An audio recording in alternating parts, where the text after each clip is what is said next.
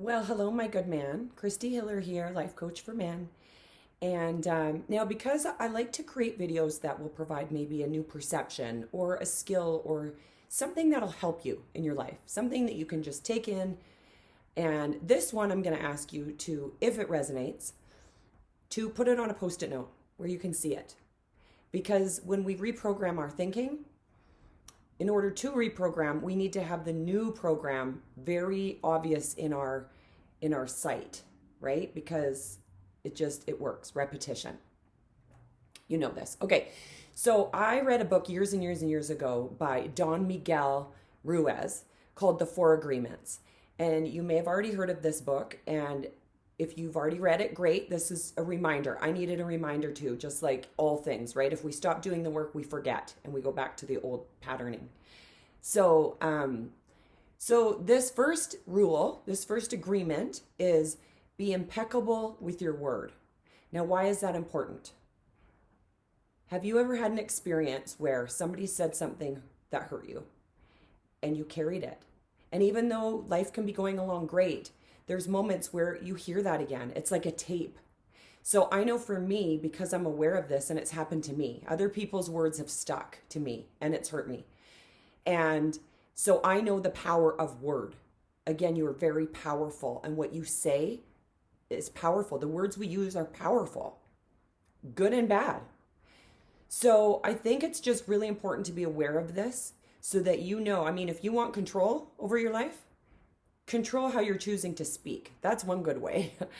And I like to think of it in terms of, I was explaining it to my little brother once, and I said, it's like having a horse stall. Because back in my journey, when I was cleaning out all that crap that people had deposited,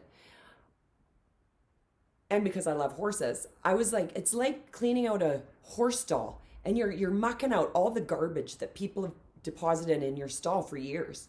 And so it's a lot of work, right? Like it is tears, it is forgiveness, it's all the things. You got to own your part, like what parts of it maybe were true, what part do you need to learn? Anyway, once your stall's cleaned, when people want to deposit more shit, more crap, more mean words or negative opinions, I'm just like, oh, no, thanks.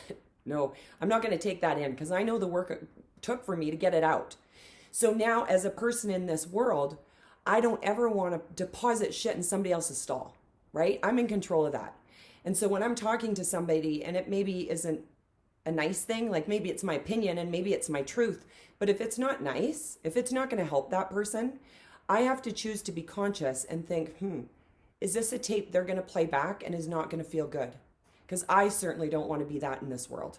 I don't want to be the thing that hurts people. And I just ask you to think of that also, and to have you realize the power you have and that we do impact people, and we have to take ownership of that. And this is where it's like, be the change you want to see in the world. Don't wait for somebody else to be good to you. Be good to them.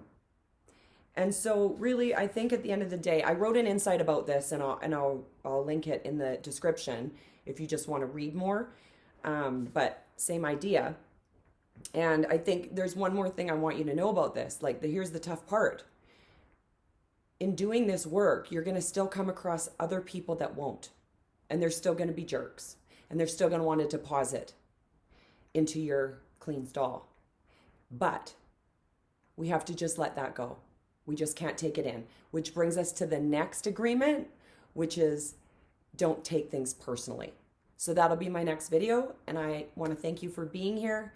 And I'm loving your comments, and I'm loving all the subscribers that are joining me. And have a great day. I care about you. Bye for now.